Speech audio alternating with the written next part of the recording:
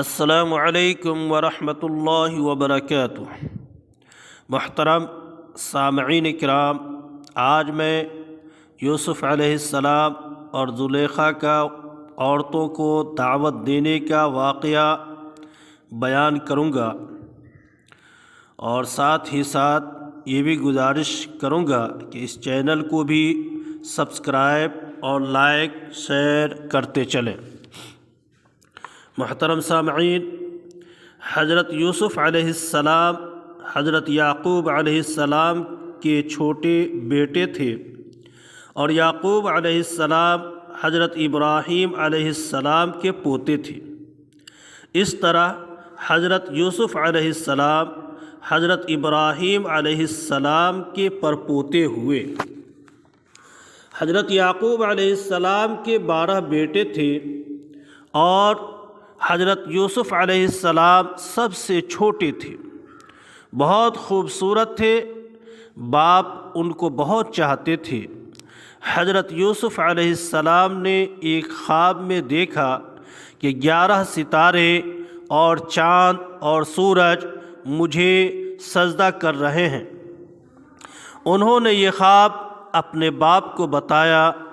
باپ نے حضرت یوسف علیہ السلام کو منع کر دیا کہ یہ خواب اپنے سوتیلے بھائیوں کو نہ بتائیں۔ حضرت یوسف علیہ السلام کے سوتیلے بھائیوں نے مل کر مشورہ کیا کہ ہمارے ابا جان یوسف علیہ السلام کو بہت چاہتے ہیں اور ہم کو اتنا نہیں چاہتے، اس لیے یوسف علیہ السلام کو جان سے مار دیا جائے۔ لیکن ان میں سے ایک نے کہا کہ جان سے مت مارو، بلکہ یوسف کو ایسے کنویں میں پھینک دو جس میں پانی نہ ہو۔ سب نے مل کر یہ بات طے کر لی۔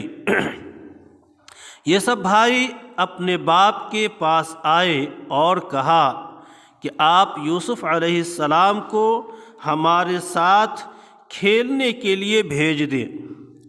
ان کے باپ حضرت یعقوب علیہ السلام نے کہا کہ مجھے ڈر ہے کہ کہیں تم کھیل میں لگ جاؤ اور کوئی بھیڑ یا جنگل میں اس کو کھا جائے۔ بھائیوں نے کہا کہ ہم ایک طاقتور جماعت ہیں، ایسا کیسے ہو سکتا ہے؟ آخر باپ نے حضرت یوسف علیہ السلام کو بھائیوں کے ساتھ بھیج دیا۔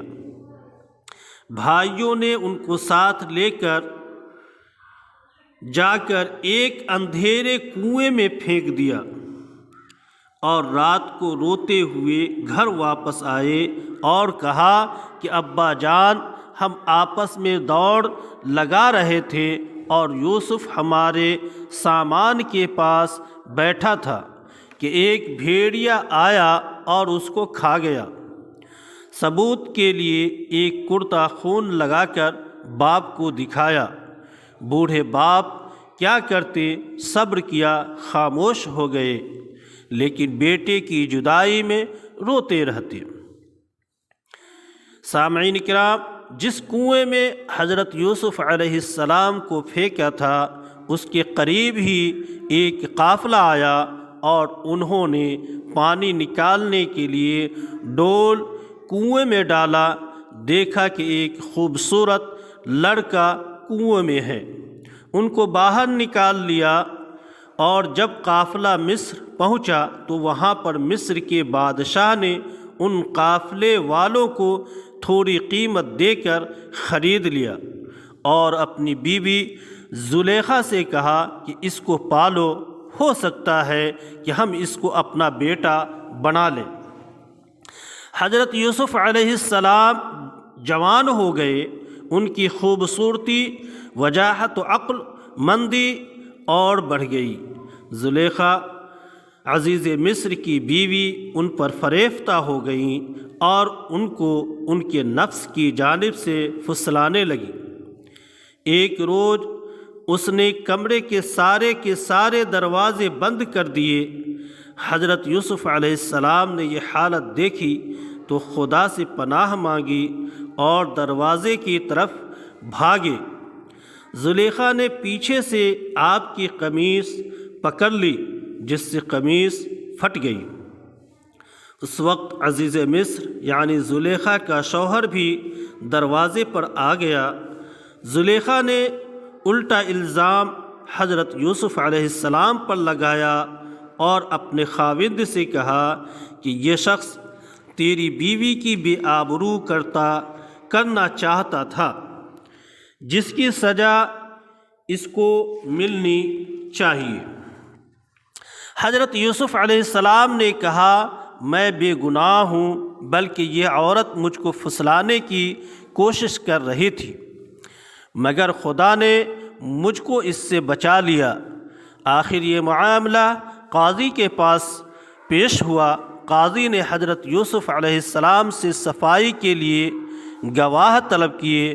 حضرت یوسف علیہ السلام نے عزیز مصر کے خاندان کے ایک معصوم اور ننھے بچے کی طرف اشارہ کیا کہ یہ اس وقت موجود تھا، یہ سچی گواہی دے گا۔ ننھے بچے نے کہا کہ اگر قمیص آگے سے پھٹی ہے تو یوسف مجرم ہے، اور اگر پیچھے سے پھٹی ہے تو یوسف سچے ہیں اور زلیخا جھوٹی ہے۔ جب حضرت یوسف علیہ السلام کا کرتا دیکھا گیا تو وہ پیچھے سے پھٹا تھا۔ عزیز مصر نے حضرت یوسف علیہ السلام سے کہا کہ اس بات کو جانے دو، اور زلیخا سے کہا کہ تو معافی مانگ، حقیقت میں تو ہی قصوروار ہے۔ میرے محترم، اس واقعہ کی خبر ساری مصر میں پھیل گئی اور عورتیں آپس میں باتیں کرنے لگیں کہ زلیخا اپنے غلام کو چاہتی ہیں۔ جب زلیخا کو اس کا علم ہوا تو اسے اپنی بدنامی کا خیال آیا۔ اس نے ترکیب سوچی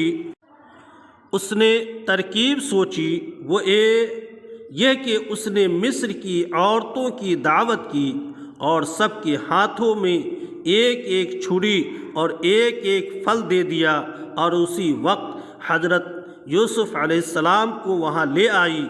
عورتوں نے جب حضرت یوسف علیہ السلام کے حسن و جمال اور خوبصورتی کو دیکھا تو وہ سب اپنے ہوش میں نہ رہیں اور چھریوں سے بجائے پھلوں کے اپنے ہاتھوں کو کاٹ لیا اور کہنے لگی واقعی یہ کوئی انسان نہیں، فرشتہ ہے۔